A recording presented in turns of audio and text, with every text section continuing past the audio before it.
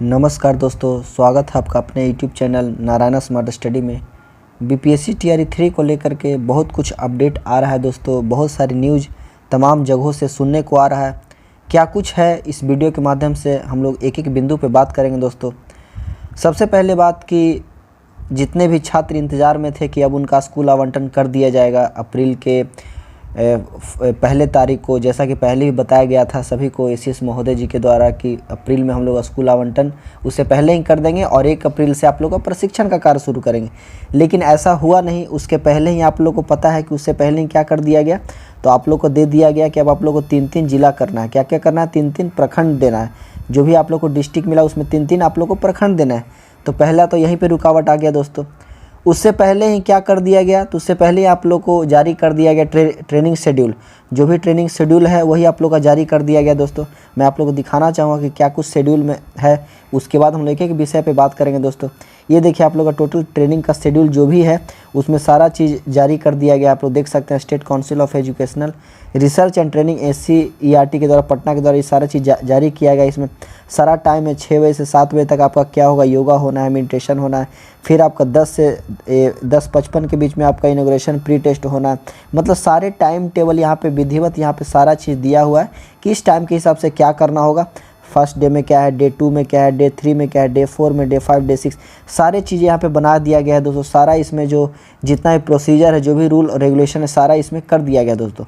कहने का मतलब है कि अभी ट्रेनिंग का कोई शेड्यूल भी जारी नहीं किया गया कि कब से होगा, ना जिला आवंटन, ना आपको स्कूल आवंटन किया गया है। और उससे पहले कि आप लोग को मांग दिया गया है कि आप लोग क्या करें, तो अपना प्रखंड 3-3 विकल्प देंगे। और उससे पहले आप लोग का ट्रेनिंग का जो शेड्यूल है वह आप लोग जारी कर दिया गया दोस्तों। देख सकते हैं सारे टोटल दो मतलब कि वीक का है, टोटल 14 दिन का ये आप लोग का है जो ट्रेनिंग शेड्यूल है दोस्तों। अब देखना होगा ये कि आखिर स्कूल आवंटन कब से हो सकता है दोस्तों, आखिर कब तक किया जाएगा। दूसरी बात ये कि कुछ अफवाह भी चल कर के आ रही है कि क्या हम लोग को फिर से दोबारा ज़िला मिलेगा, क्या फिर से डिस्ट्रिक्ट लोकेट किया जाएगा। तो मैं आप लोग को बता दूं दोस्तों कि ऐसा बिल्कुल भी नहीं होगा। तो आप लोग बिल्कुल अफवाह से दूर रहें, बिल्कुल भी नहीं माने कि हम लोग को दूसरा टाइम मिलेगा, ज़िला जो फिर से अलॉट होगा, ऐसा बिल्कुल भी नहीं होगा। क्योंकि आप लोग देख सकते हैं दोस्तों कि सारी प्रोसीजर आगे बढ़ चुकी है। जो भी जिनको भी डिस्ट्रिक्ट जो मिला था वहाँ पे सबको नियुक्ति पत्र दिया जा चुका है। सारे टीचर्स की एक आईडी बन गई है। आप लोग देखे होंगे कि जो नियुक्ति पत्र है उसमें सारे टीचर्स का क्या है, तो दोस्तों सारे टीचर्स का आईडी क्रिएट कर दिया गया दोस्तों। तो यह बिल्कुल भी संभव नहीं है कि उनको रद्द करके और फिर से दोबारा डिस्ट्रिक्ट लोकेट किया जाए। तो बिल्कुल आप लोग अफवाह से दूर रहें। सोशल मीडिया पे बहुत सारी चीज़ें आजकल कुछ भी लोग कह दे रहे हैं, तो इस पर आप लोग बिल्कुल ध्यान नहीं देंगे दोस्तों। आप लोग का ज़िला जो मिला है वही रहेगा। हाँ, उसमें भले ही बदलाव ये होगा दोस्तों कि उसमें 3-3 जो प्रखंड आपको देने हैं उसमें 3-3 आप लोग को अपना विकल्प के रूप में देना है। और यही इसी में आप लोग का जो भी होगा स्कूल आवंटन किया जाएगा। अगर इसमें आप लोग का दूसरी बात मैं आप लोग को ये बता दूं कि जो भी आप लोग को जो प्रखंड आवंटन किया जाएगा उसमें क्या होगा कि मेरिट के आधार पे किया जाएगा। मान के चलिए कि आपका किसी से ज़्यादा नंबर है उस सब्जेक्ट के हिसाब से, जो स्पेसिफिक आपका सब्जेक्ट है। मान ली इंग्लिश सब्जेक्ट है और जिस प्रखंड में आप मतलब किए हैं अप्लाई कि हमको यहाँ पे चाहिए, और उस जगह के लिए बहुत सारे लोग अप्लाई किए हैं। अब उसमें जिसका सबसे ज़्यादा मेरिट होगा उस सब्जेक्ट के हिसाब से उसको पहले वो प्रखंड मिलेगा। अगर आपको वो नहीं मिलेगा तो आपको फिर सेकंड मिलेगा, सेकंड नहीं तो थर्ड मिलेगा। अगर तीनों में आपका मेरिट नहीं बनता है तो उसके हिसाब से उनको जो लगेगा वो उस जिला में ही आप लोग को अलॉट कर देंगे।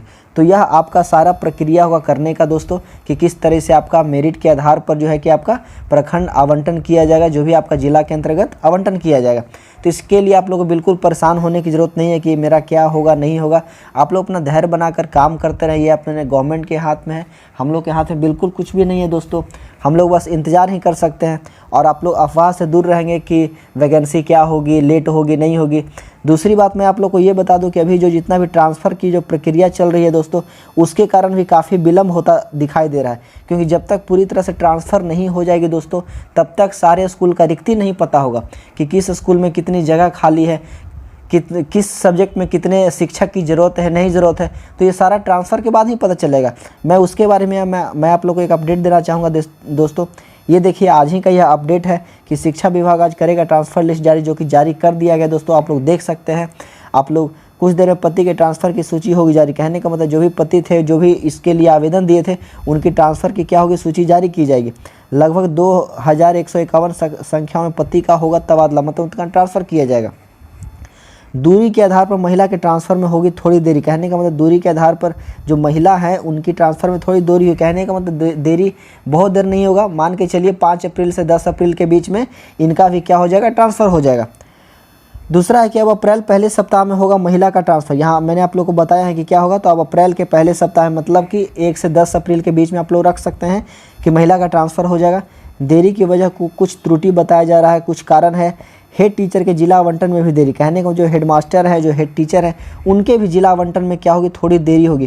क्योंकि जब तक महिला का ट्रांसफ़र नहीं हो जाएगा, जितना प्रोसीजर बचा हुआ है उसके बाद ही आपका हेड मास्टर और हेड टीचर का जिला आवंटन किया जाएगा। अब 5 अप्रैल तक हेड टीचर का लिस्ट होगा जारी। अब देखिए यहाँ पे कहा जा रहा है कि कितने 5 अप्रैल तक क्या होगा, तो एचटी का लिस्ट होगा जारी। सॉफ्टवेयर में गलती पकड़ में आने के कारण हो रही है समीक्षा। कहने का मतलब सॉफ्टवेयर में कुछ गलती त्रुटि हो गई हो, इसके चलते भी लेट लतीफ़ हो रही है और उसके जो गलती पकड़ में आने के कारण उसकी समीक्षा की जा रही है, उसका सॉल्यूशन निकाला जा रहा है दोस्तों।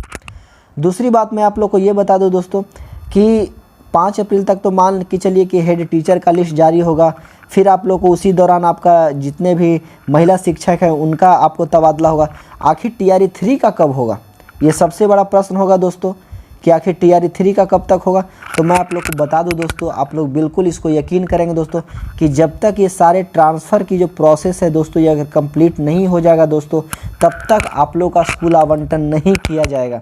ये बात आप लोग बिल्कुल अच्छे से समझ लेंगे, क्योंकि आप लोग देख रहे हैं दोस्तों कि 5-5 दिन करके कैसे डेट आगे बढ़ रहा है। अभी 5 अप्रैल ये है। दूसरी बात मैं आप लोग को एक और न्यूज़ बता दूं कि अभी 15 से 20 अप्रैल के बीच में जो भी हेड मास्टर और जो हेड टीचर है उनका जिला आवंटन किया जाएगा।